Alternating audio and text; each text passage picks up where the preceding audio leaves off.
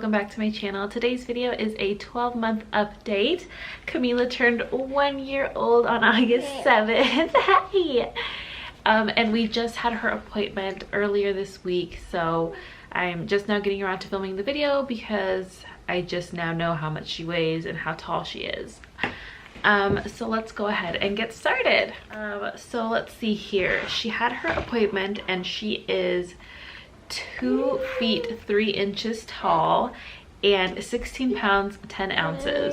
So that's the 1st percentile and the 7th percentile. And I know you might be thinking she is way too small, I don't feed my kid, blah blah blah. But I promise you I do. She is right on her curve. She was born at 37 weeks, so I mean she is just a little baby. And not only that, but myself and my husband are not very big people to begin with, so her doctor says she's right on track for her curve, so we're not worried about that. Yeah, are you talking? Say cheese. Cheese. Huh? I love Mila too. I know you do. So some updates about her. Her eczema has finally cleared up. I've never done a video talking about her eczema, but she has had really bad eczema since she was like 2 months old. Yeah. And it was completely out of control. Nothing helped. I had so many people had recommended Cetaphil or the Aveeno for eczema. And then there's another one called, what's it called? Mustela. And it's supposed to be really good for eczema. And it actually did help Aaliyah because she had a tiny bit of eczema. But it didn't help her. Vaseline wasn't helping. Aquaphor wasn't helping. Like absolutely nothing was helping. And we had to wait 6 months for her to get an appointment for derm because they were so booked. But when she finally got that appointment, the dermatologist prescribed this oil called fluocinolone. And basically I applied it to her entire body for 1 week straight. And then after that, or like after 2 days of that, it basically completely cleared up her eczema. There were still a couple of patches, and for those patches I was using the triamcinolone, the steroid cream, and that helped a lot. So right now I just manage her eczema with Cetaphil. Surprisingly is enough now to keep her skin okay. And when she has any kind of breakouts or I notice she's starting to get a breakout, I'll do the triamcinolone. But I also just recently discovered this brand called So, and so they're based out of Canada, and they make a bunch of products for eczema skin. So I had ordered the So all-purpose salve, and I'll add a little picture here and I'll also link it down below. And it's like this little, it's like this little deodorant stick is what it looks like. So you twist it up at the bottom and the product comes out the way that deodorant does, and you just kind of like rub it on any problem spots, and oh my gosh you guys, I would honestly say that that stuff works better than the steroid cream, and it's not harmful to her skin, which the steroid cream isn't really harmful unless you're using it constantly. But I mean, it is at the end of the day a steroid, you know, that you're putting on your baby's skin. And so the So salve is not harmful at all. Everything is natural, no harsh chemicals, and it's super inexpensive, surprisingly. So it was, I think, $10, and then like with shipping I ended up paying 14 bucks, which isn't bad considering it was coming from Canada. So I highly recommend it if you have a kid or a baby, whatever, that has eczema, or even if you have eczema, because it's not just a baby product, it's for any and everyone. And I thought it was really cool that they also sent along a little pouch of oatmeal. I think it's oatmeal and might be mixed with something else, but basically you pour it in their bath and it's supposed to help with their eczema as well, and that they sent for free for me to just try it. So I thought that was really cool. We did do some allergy testing because she ended up having a reaction to eggs. So when I saw her dermatologist for a follow-up, I told her if we could do allergy testing, because sometimes certain allergies can trigger eczema. So we did a blood draw for her, which, by the way, she did amazing for that blood draw. She didn't cry, didn't even make a peep. She was just so chill throughout the whole thing. And so we ended up doing that. Oopsies. So we ended up doing the blood draw, and it came back positive for eggs, which we knew, and peanuts, which was something that we kind of ended up finding out on our own, because when we were waiting for the results of the blood draw, I had given her some peanut butter toast and she did react to it.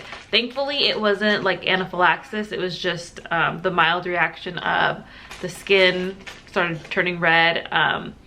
So I just gave her a little bit of Benadryl, and then that was fine. But now she's being referred to an actual allergist to have more testing done and see how severe her reactions are to eggs and peanuts, and then also anything else that she might be allergic to that we don't know about.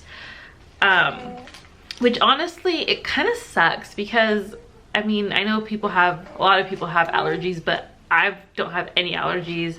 No one in my family has allergies other than like seasonal allergies. So this is a whole new world for me, and I'm not prepared for what's in store.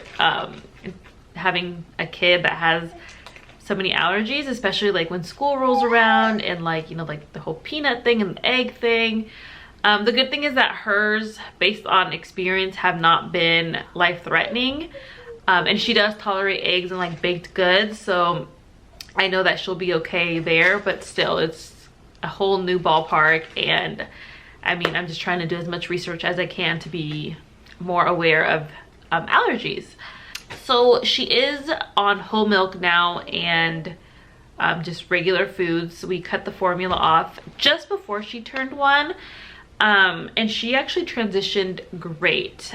She didn't fuss when she was given the whole milk. She drank it like she's been drinking it her whole life. The only problem is that we did deal with a little bit of constipation once we cut out the formula completely, and she was relying heavily on foods and whole milk. So we do try to give her a lot of prune juice to help keep her regular, and that actually helps a lot. So prune juice, apple prune, or just like pear juice, I think it is. And there was one more kind of juice, I think just apple juice, and that kind of, so I mix it with water, and that helps her kind of get things moving again for her, because water alone wasn't helping, and the prune kind of took care of it completely. So right now her favorite foods are like waffles, pancakes, fruits, ham, applesauce, but she only likes the triple berry kind from the Treetop brand. I've tried so many different kinds, and that's the only one that she just goes to town on. She likes spaghetti, mac and cheese, toast. She's pretty open to any and everything. It's just also tricky, like breakfast ideas, because she can't have eggs, and that's kind of like the go-to breakfast, and she doesn't like yogurt.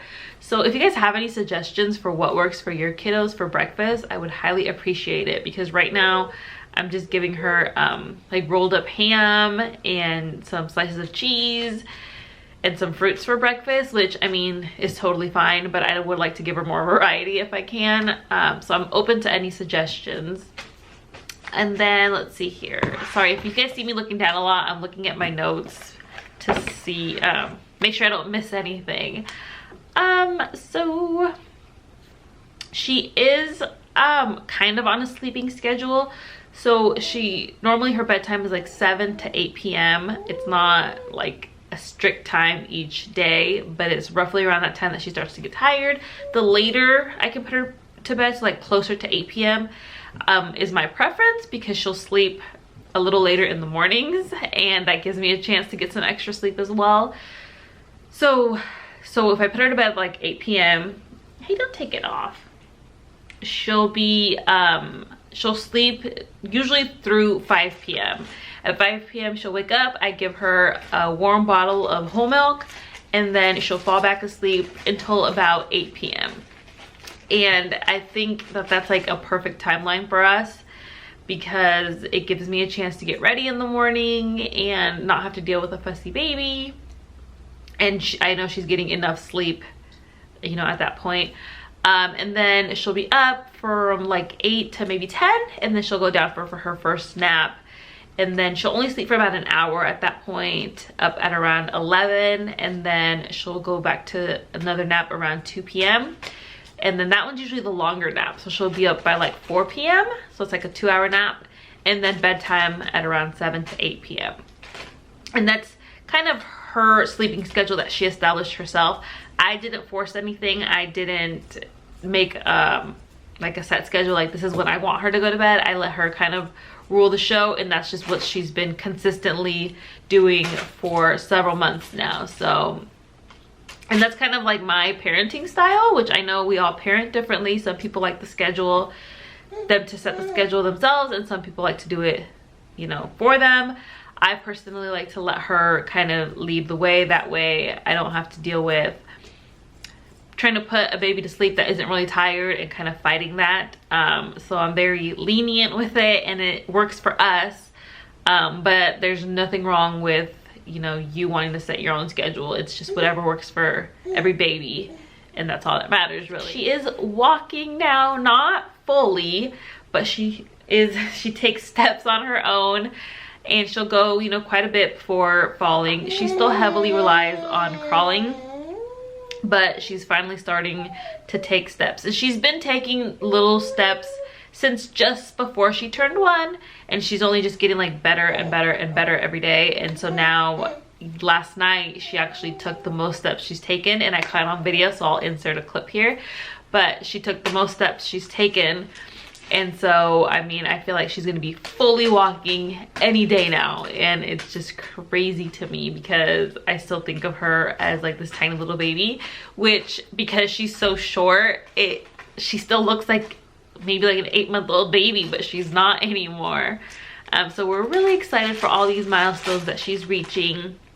She isn't really saying too many words, which, I mean, I don't think is a problem right now, but she does do the mama, dada, and just like random things. Sometimes when I'll say something to like Aaliyah or Cliff, I swear I hear her repeat certain words, but I might just be hearing things.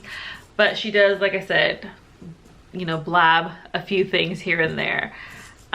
She is right now at a point where she's super interested in toys, which I know they obviously start being interested in toys a lot younger, but now she like, you can set her down in front of a toy and she'll play for hours, kind of a thing. And her favorites right now are the Fisher Price food truck. I'll put a picture here, and I'll insert a link down below.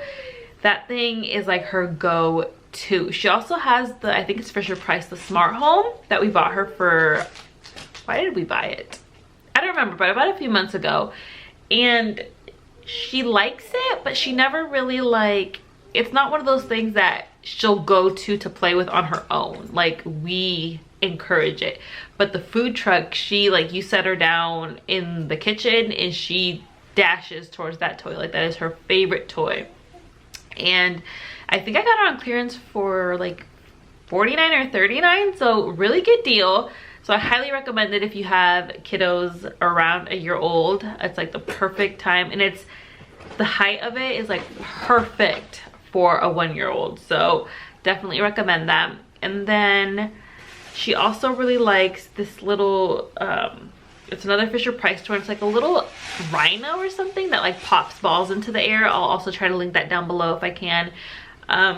And then I think just seeing the balls fly into the air, she loves it. So those are probably like her top 2 toys right now. Oh, wait, no. She also has that little, it's Fisher Price again. It's a little learning chair that like rewards them for standing and sitting and standing and sitting. She loves that thing. She'll like sit in it and just like watch me cook, or like watch TV, which I know is bad, but I mean, I have to get things done, so sometimes I allow it. And she really, really likes that chair. And that and the food truck is what she got for her birthday. So I feel like there were like money well spent on those gifts.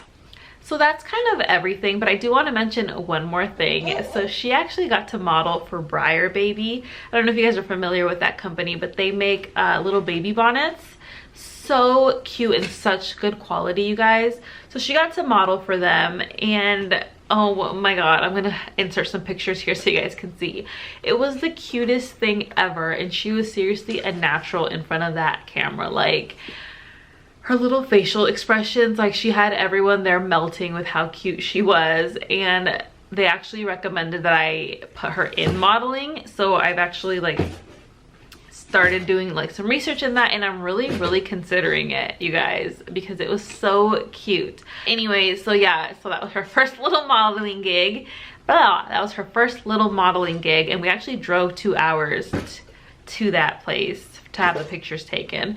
So I was kind of scared that after the drive she'd be, you know, not in the best mood, but she actually slept basically the whole drive.